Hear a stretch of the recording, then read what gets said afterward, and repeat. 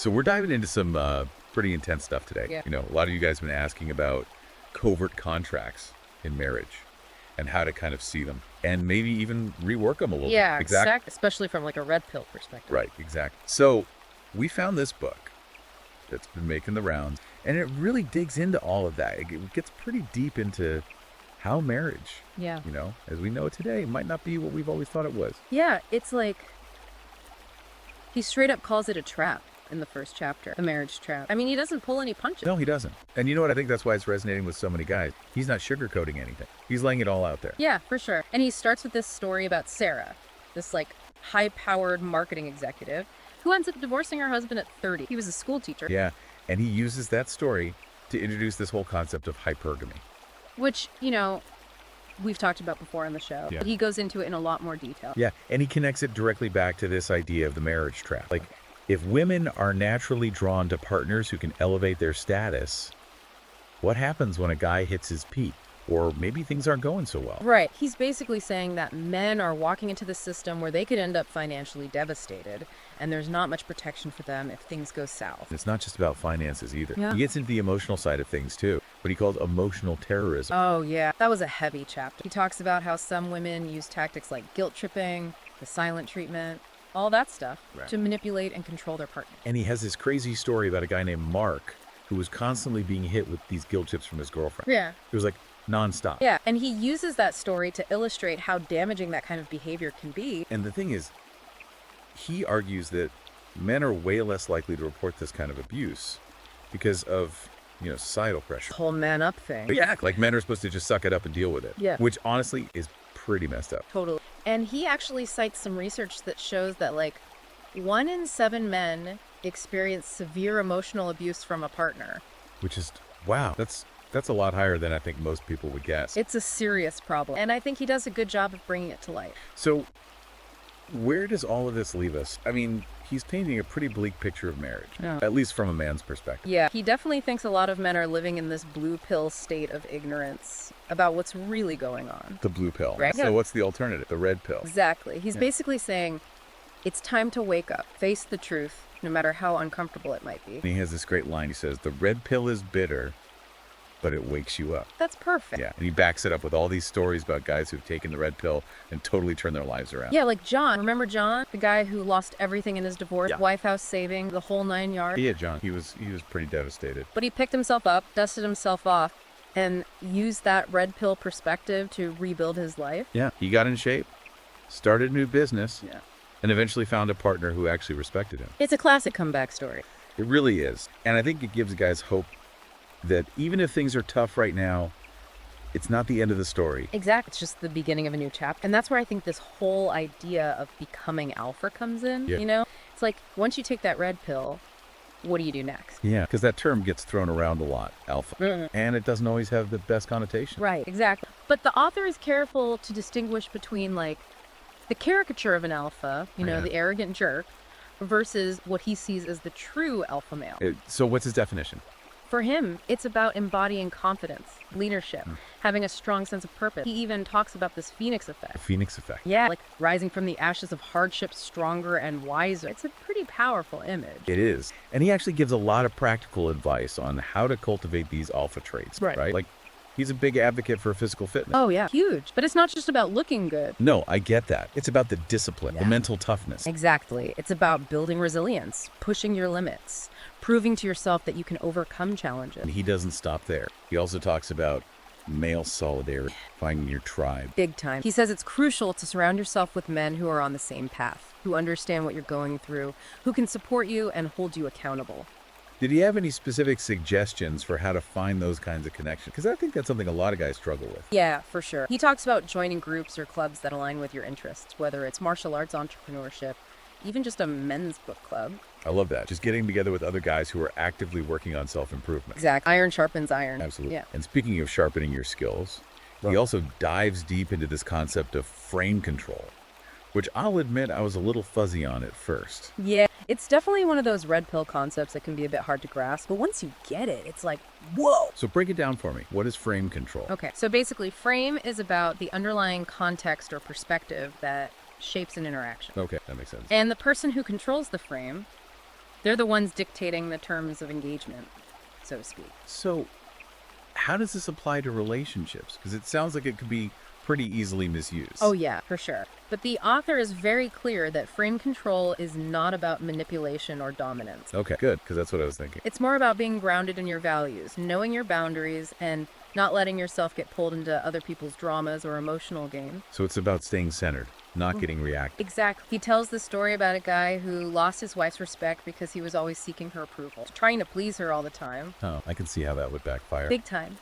By doing that, he gave away his frame and ended up looking weak and insecure. That's a perfect example of how losing your frame can really hurt you in a relationship. So how do you actually build and maintain a strong frame? Well, he gives a lot of practical advice on this, but I think it starts with self-awareness, Yeah. understanding your values, your needs, what you're willing to tolerate. Right, knowing yourself. Yeah, and then from there, it's about communicating clearly and assertively, not being afraid to say no, and not getting sucked into arguments or emotional spirals that you don't want to be a part of. It's like you're creating this force field around yourself, protecting your energy. Exactly. And this ties into what he says about the double bind that men face. The double bind. Yeah. Yeah. He talks about how society expects men to be both strong and sensitive, assertive but accommodating. It's this impossible balancing act. And it leaves a lot of guys feeling confused and frustrated, for sure. And his solution is to maintain your frame, to know who you are and what you stand for, no matter what anyone else says. That's powerful. I bet that resonates with a lot of men out there. I think so. Yeah. But, he doesn't shy away from the more, let's say, tactical aspects of attraction either. Oh yeah, he gets into that too. Oh yeah, he goes deep. Breaks down what women find attractive from both a biological and a psychological perspective. I'm curious to hear what he has to say, because that can be a bit of a minefield. He doesn't sugarcoat anything. He talks about physical attractiveness, being fit and healthy. He even gets into fashion and grooming. Really? Fashion and grooming? Yeah, he says guys shouldn't underestimate the power of presenting themselves well. That's probably good advice for a lot of us. Probably. But it's not just about looks. He also stresses the importance of Inner confidence. Exact, that unshakable belief in yourself and your value. He argues that confidence is magnetic, and it's something you can build through your action, your accomplishments, your overall mindset. So it's about becoming the kind of man who naturally attracts others, rather than trying to chase after validation or approval. Right. And he also talks about social intelligence, being able to read social cues, navigate different situations, connect with people on an emotional level. I'm starting to see a pattern here. It's like all these different pieces, fitness frame, control social intelligence, they all fit together to create this overall aura of strength, confidence, attractiveness. That's a great way to put it. He's essentially laying out a blueprint for becoming the best version of yourself. Not just to attract women, but to succeed in all areas of life. Exactly. And the book also gets in some pretty controversial territory when it comes to the future of masculinity. Oh yeah, he doesn't Yeah. shy away from that, the whole gender war thing. Not at all. He argues that men are facing a crisis of identity in the modern world. I think a lot of guys would agree with that. I think so too. Traditional roles and expectations are being challenged, and there's a lot of confusion about what it means to be a man in the 21st century. Yeah, it's like the old rules don't apply anymore, but no one's really sure what the new rules are. And he argues that this crisis is being fueled by a number of factors. Feminism, the changing economic landscape, technology, social media, the whole 9 yards. Okay, I'm curious to hear how he connects the dots between all of that. Well, he starts by saying that feminism, while initially aimed at achieving equality, has in some ways gone too far. How so? Well, he argues that it's created a climate where masculinity is often demonized or seen as toxic. I've definitely noticed that. Yeah. It's like any expression of traditional masculinity is automatically suspect. Right. And he also talks about how the changing economic landscape has made it harder for men to fulfill their traditional role as provider. That makes sense. With more women in the workforce, men are facing more competition, and it can feel like their value is being diminished, Exactly. And then you add in the influence of technology and social media. which is huge these days. Massive. And he argues that it's creating this culture of instant gratification, superficiality, and a disconnect from real-world interaction. It's like we're constantly bombarded with these unrealistic images of success and happiness. Right. And it's hard not to compare yourself and come up short. So where does he see all of this heading? Does he offer any solutions for navigating this gender war and reclaiming a sense of masculinity in the modern world? He definitely doesn't sugarcoat the challenge, but he does offer a lot of hope and practical advice. He believes that men need to wake up to the realities of the world they're living in and start taking action Taking action to do what? to reclaim their power and purpose. Okay, that sounds empowering, but what does that actually look like? Well, he starts with self-awareness, understanding your values, your strength, what you want out of life. Right, knowing yourself. Exactly. And then setting clear goals and taking consistent action to achieve them. So it's about taking control of your own destiny, not waiting for someone else to give you permission. Right. And he also stresses the importance of physical fitness, not just for the physical benefit, but for the mental and emotional discipline it builds. Yeah, I can definitely see how pushing yourself physically can build resilience and confidence. And he talks about male bonding and brotherhood, finding your tribe of like-minded men. Guys who can support you, challenge you, hold you accountable. Exact. And mentorship too, seeking out older, wiser men who can offer guidance.